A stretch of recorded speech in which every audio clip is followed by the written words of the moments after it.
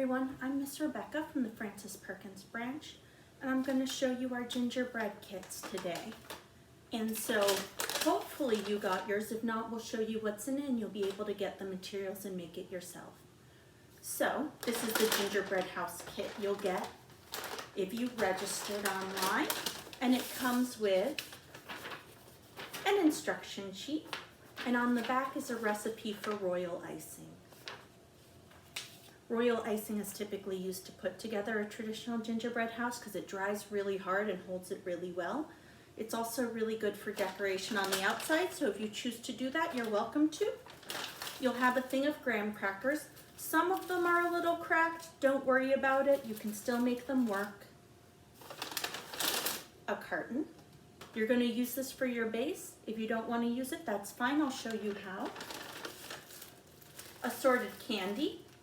This is sour candy stripes, gummy bears and marshmallows. We also have M&Ms and Lifesavers. We have pretzel sticks, peppermints, more peppermints, they're all loose in there. Some sprinkles. You might not get the same colors I have, but everyone has rainbow sprinkles in there. And there's the last of my peppermints. And then you have a tub of icing, which should be more than enough to make your house. So what you're gonna do is you're gonna take your carton and you're gonna just open it. It's pretty easy. You just push the bottom open, fold the wings in. You might have to fold them back up a little so they sit. And you might want to tape it a little bit if it's giving you trouble, but if it's not, it's fine. And there we are. My carton is up. I like to use my carton upside down. You might like to use yours right side up. And that brings us to what you need. So you need a plate or a tray. I'm going to use a plate because this is pretty good sized. And a knife to spread your frosting. You can also use a spoon. So I'm going to open my frosting.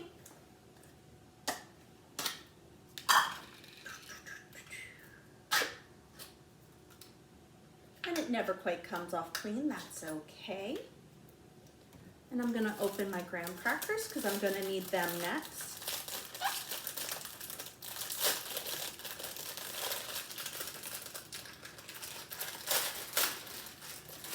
As you can see, mine are a bit crumbly, but that's okay. You can make it a part of your house. Now, the next part is a little bit of an engineering trick. So your graham crackers are not the exact same size as your carton. So what you're gonna do is you're gonna play with it. Maybe you wanna take your icing and you wanna put a little bit on the bottom so it'll stick to your plate. I like to do that because sometimes they move around, nice and stuck. And then I like to put some frosting on the side. Now, this is more than enough for multiple gingerbread houses, so don't worry about just using a little bit of icing. Usually when we do this, 2 people share a tub, and you have a whole tub to yourself, so use as much as you like. If you put too little, it won't stick, and if you put too much, it'll just stick just fine, so there's no problem. So it looks like mine fits better sideways, so I'm gonna stick this one on sideways, and you know, I'm going to take the crumbly bits and I'm going to kind of make a puzzle on the side. There we go. I'm going to stick them together with the frosting. And kind of looks like a window. And then I'm going to take this side and I'm going to put some frosting on it and spread it all over. And let's see. This one I kind of want to do up and down. So I put my graham cracker up and down in the middle. And I'm gonna fill in the corners with candy and frosting because you can still see my carton over there. And that's another way to do it.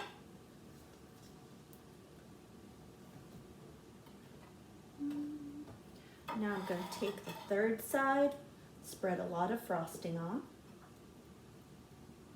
Just really glob it on there. There is no too little or too much amount of frosting. There is a too little.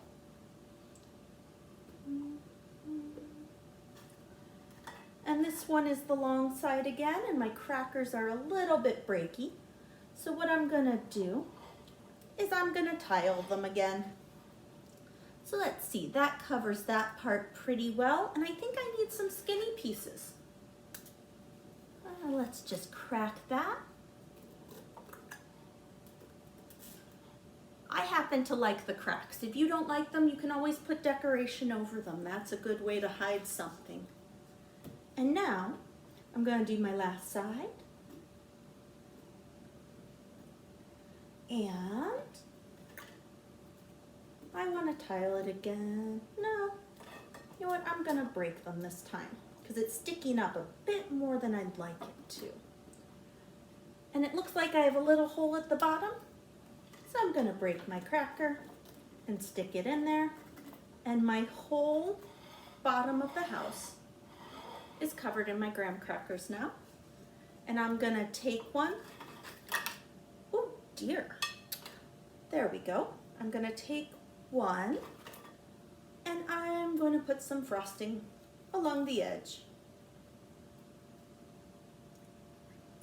And I have some crumbly bits. As you can see, my cracker just went a bit to pieces. So what I'm gonna do is I'm gonna make a multi-piece roof. I'm gonna put frosting along the edge. Now, if you decide not to use the carton, you're gonna put frosting along the edge and use it as glue to stick it to things, just like you're doing the roof.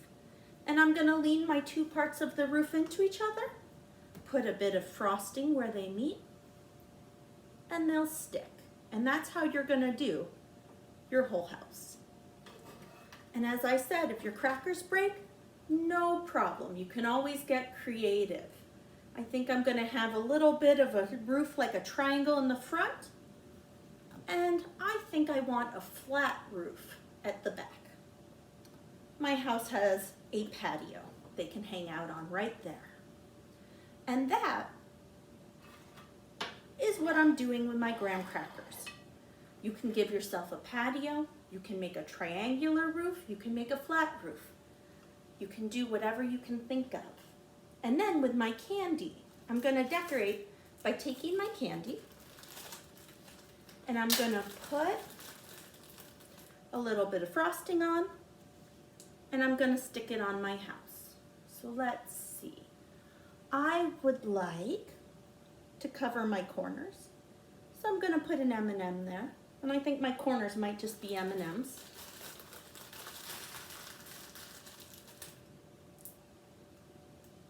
And I'm just gonna put frosting everywhere I wanna put it because I'm putting it in a large area, but you can put it on your candy too. All of that works. Down the side. And since we're on the decoration phase, I've given you white icing. But if you want colored, what you can do is take a little bit, put it in a bowl and put some food coloring in it, mix it up and you'll have colored frosting.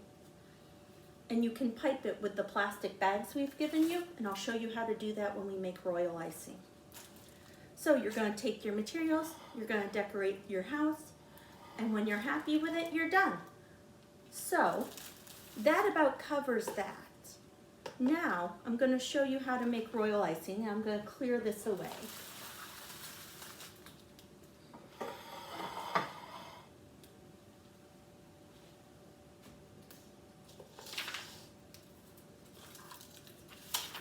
The recipe is on the back of your instructions.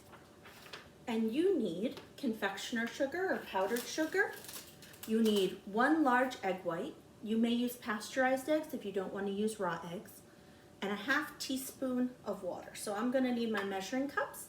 Here's my teaspoon, it says TSP, so I know it's not a tablespoon. I have my cup measure. I have my confectioner sugar. my eggs. And I brought my vanilla because instead of water, I sometimes like to put vanilla in because I think it tastes better. But you can also just use water if you don't have vanilla. And I'm gonna need a bowl to mix in, somewhere to separate my egg, a whisk, and let's see, my bags to pipe with, and the scissors to open them. So the first step is in a bowl, combine the sugar, egg, water, and mix together until it's thickened and smooth. It says a wooden spoon, but I don't have a wooden spoon, so I'm going to use my whisk. So, first things first, I'm going to separate my egg because that is the hardest part. So some people have little gadgets for this. I don't. So I'm going to try it with just the shell. So I'm going to give it a little crack, pull the shell open carefully, and as you can see, there's egg white hanging down, and I'm just going to put the yolk, the yellow part, in the other shell, and roll it back and forth till all of the white part is down in my bowl. Now this is kind of hard, and it takes practice, so you might want to ask your adult to help you.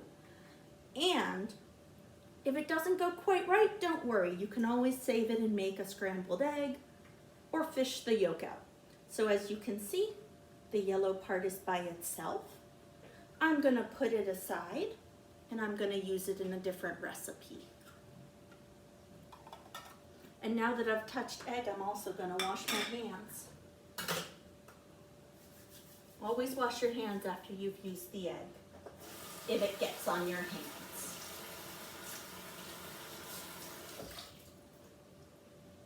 And now I need my 2 cups of sugar. So here we are. And when you're baking something, you really want to be as careful as you can to get your measurements right. So I'm going to put my, make sure it's nice and level across the top. Sometimes I use a knife for this, and I just take it and I level it off. But as you can see, it's quite level. So I'm going to put 1 cup in.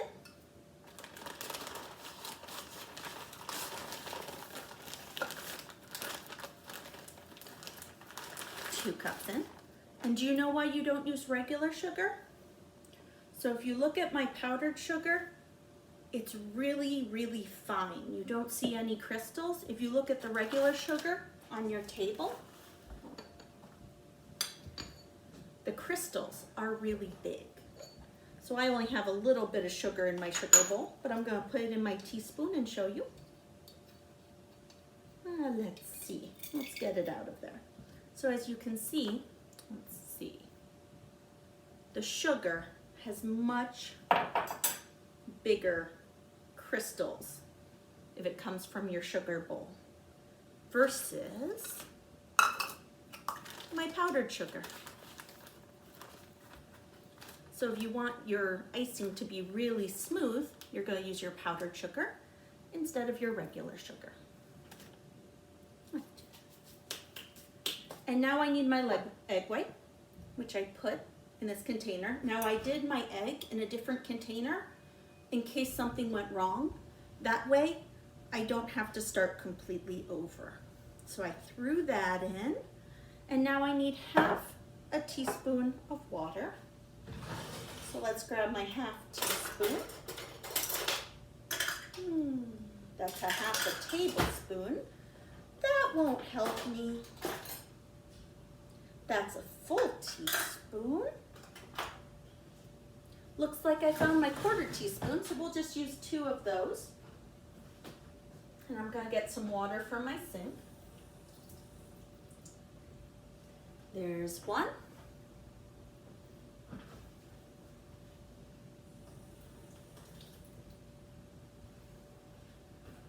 And there's 2. And right now, it looks like this. There's a little bit of egg, a little bit of powder, and you're gonna mix it up.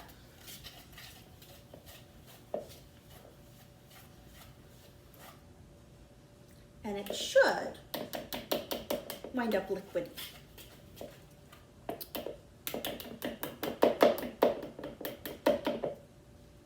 And don't worry too much if it winds up a little bit messy or it comes out of your bowl a little bit. That always happens to me.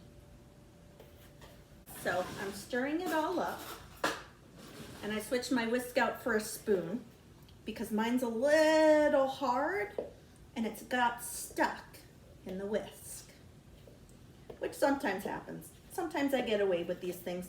Now if you look at mine, it's kind of paste-like, and I want it to be a little runny. So I didn't put quite enough water in there, even though the recipe says half a teaspoon. So if your icing is a little too hard, all you need to do is very slowly add a little bit of water, and you'll be in good shape. So I'm gonna add just a couple drops. And I'm gonna leave my teaspoon of water over here in case I need it. And I'm gonna mix it some more.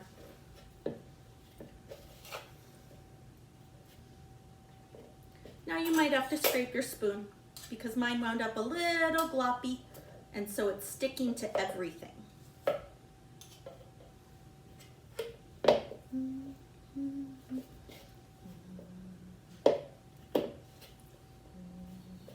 Now this too, you can split up and use food coloring to color if you want, or you can just use white and it'll look nice as well. So mine is still just a smidge bit too thick, but it's a little better. So I'm gonna add a little more water, and I'm gonna give it a mix. And if you go too far towards water and it winds up too thin, you can always add back a little bit of confectioner sugar, and that'll bring you back where you want to go. So mine is thick, but it's not gloopy anymore. But it's still a little thicker than I'd like. See how it still drips, but it's pretty thick. So I'm just going to give it the smidgest bit more water, and we should be good.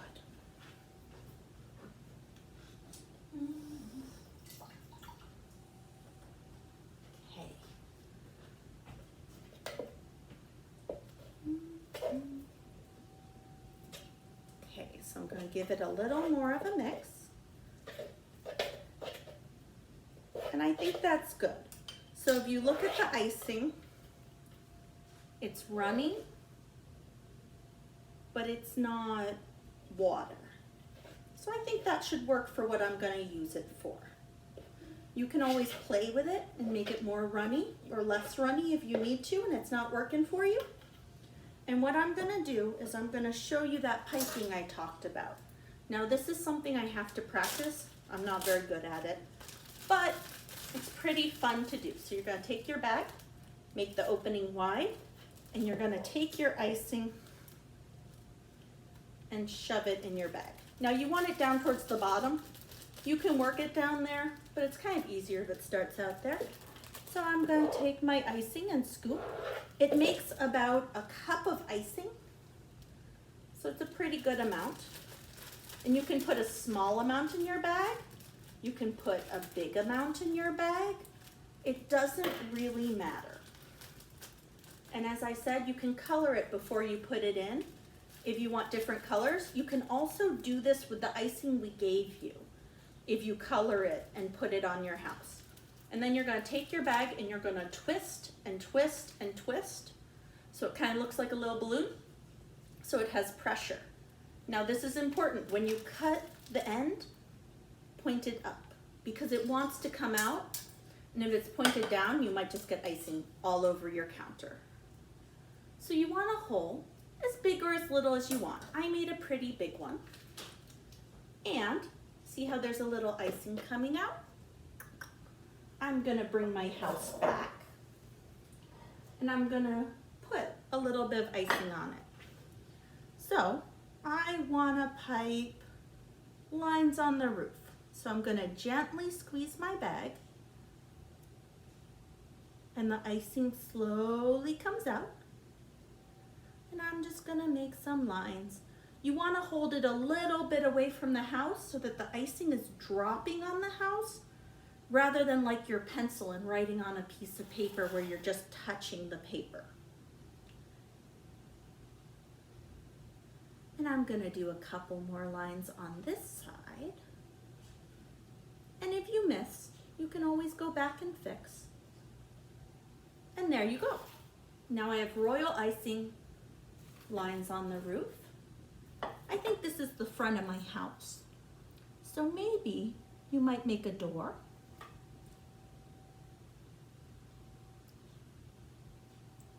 If you're doing piping, it's easier to get details than it is with your knife. And that